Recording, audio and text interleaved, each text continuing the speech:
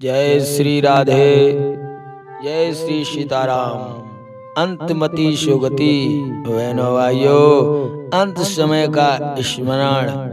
अंत समय में हम जिसका भी ध्यान करेंगे अंतमति सुगति। ये श्रीमद् भागवत गीता में भी बताया गया है। श्रीमद् महापुराण के उपाख्यान के अनुसार हमें ये संकेत मिलता है, ये निश्चित भी हो जाता है कि बहनों भाइयों, अंतमति सुगति, अंत में मेरा विचार जो होगा मुझे वही करना पड़ेगा। शास्त्र कहते हैं कि मृत्यु के समय जो कुछ सोचोगे वही पाओगे। तुम्हारे मन में अगर विचार आया किसी भेड़ के बच्चे का, तो बहनों भाइयों तुम्हें भेड़ बनना पड़ेगा। अगर किसी भैंस का विचार आया तो भैंस बनना पड़ेगा। बकरा का विचार आया तो बकरा बनना पड़ेगा, और कुत्ता का विचार आया तो कुत्ता बनना पड़ेगा। ये अंतमति सुगति है। हमें श्रीमद् भागवत कथा जड़ भरत की ये सिद्ध करती है कि राजा भरत ने हरिण हरिण कहकर दुख में देह छोड़ी थी। दूसरे जन्म में वे हरिण हुए, हिरण के बच्चे के रूप में उनका जन्म हुआ। लेकिन हरिण बनने के बाद भी उनको अपना पिछला जन्म याद था। कहाँ तो वे राजा थे, ज्ञान होने पर वे साधु हो गए। ज्ञान भक्त वैराग्य होने पर भी उनसे एक भूल हो गई। वे एक पशु हरिण से स्नेह कर बैठे।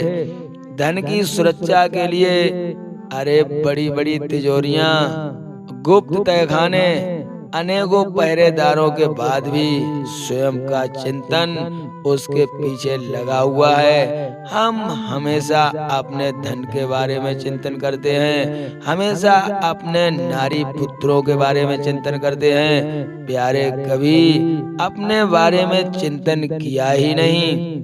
क्या ज्ञान है? भक्त और वैराग का मोल इस नश्वर धन संपदा से कम है। प्यारे, सुरक्षा धन की नहीं बल्कि इस दैवीय संपदा की करनी चाहिए, जो भगवान ने हमारे हृदय में पहले से ही स्थापित कर दी है। लेकिन प्यारे कभी उसकी तरफ ध्यान ही नहीं जाता है।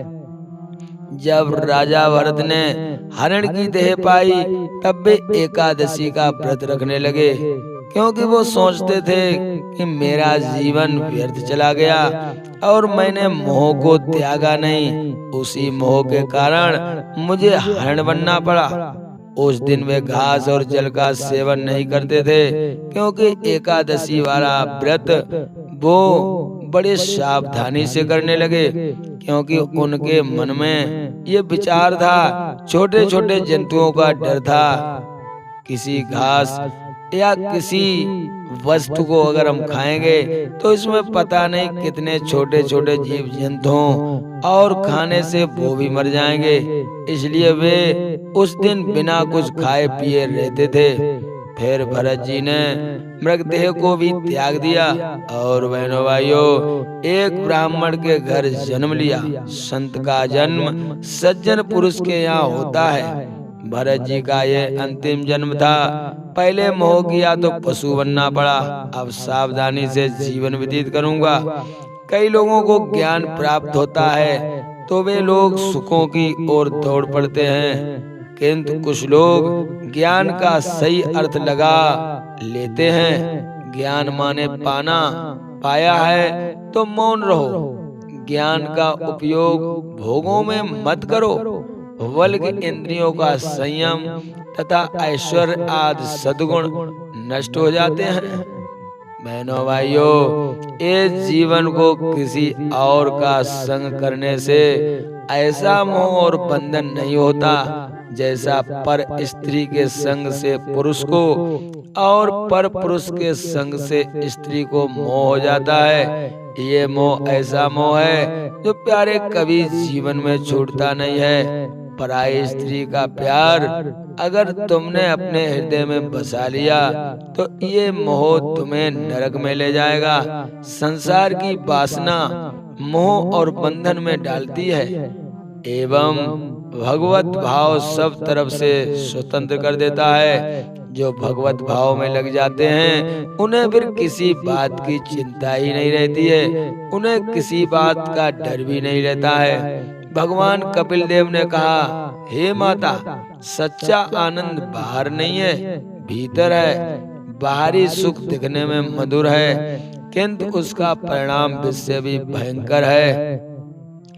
बहुत से भक्त बेड पे लेटे हैं, सुंदर हवा खा रहे हैं, खाने पीने में कोई कमी नहीं है, लेकिन उनका मन किसी न किसी गम में डूबा हुआ है।